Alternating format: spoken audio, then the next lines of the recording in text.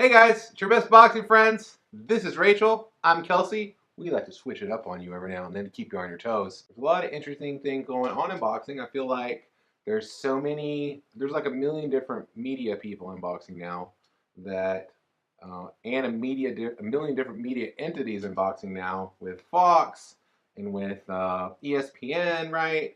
Bringing on Steve Kim over there, and their boxing coverage has definitely taken an uptick. You got all of the PBC writers. You got Mike Coppinger he's on TV now doing the PBC show. And yeah, it's just an amazing time in boxing. I wonder, we've talked a little bit about this before, is there too much boxing on? Like every weekend, I'm like, holy crap, there's like 30 fights this weekend on TV.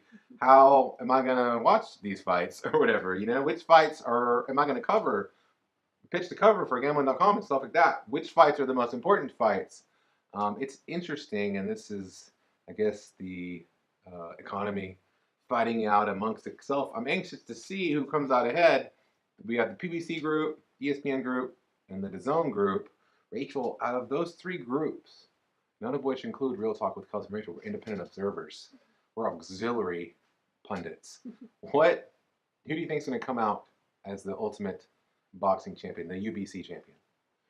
That's a tough one because, as you know, we prefer We DAZN. love the Zoom. They do a good job. It's great production, and almost everybody that they have on staff, like either knows boxing, knows what they're doing, or is well trained in broadcasting. So you think they know Yeah. boxing, and then when I look at something like Fox, it's not as good quality.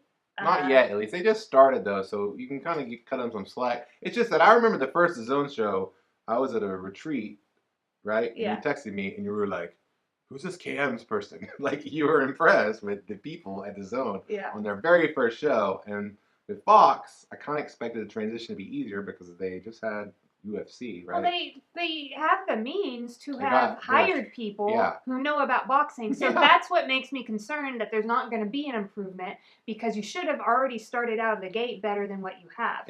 Now the difference is that Fox is network television, right? Mm-hmm.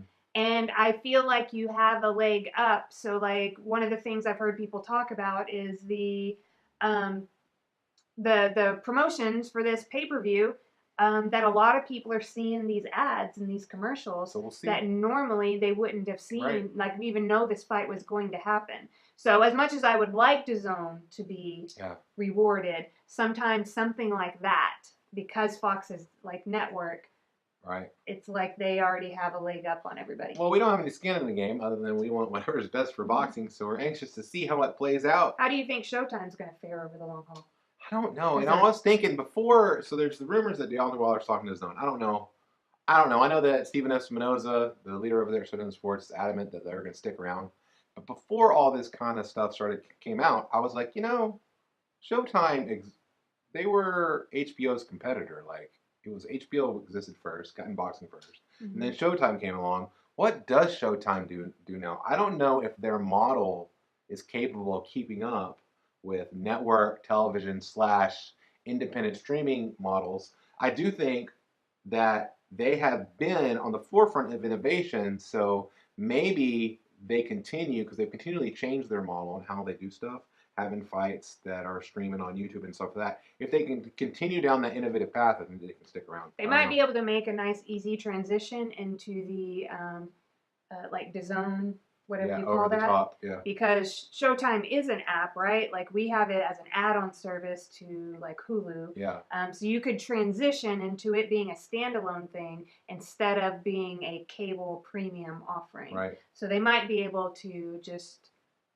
Yeah, and they're connected to PBC, so it's not like PBC on Fox and PBC on this and that is trying to get rid of Showtime. They want Showtime. It's just what kind of involvement does Showtime continue to have? I think it'll be interesting. It's such an interesting time in boxing, and you know that I'm so excited about sports betting and stuff like that, how that will impact boxing. I think that it's gonna generate more interest in the sport because it allows people who otherwise wouldn't be exposed to be like, hey, I want to bet on that fight, and then they learn more about boxing.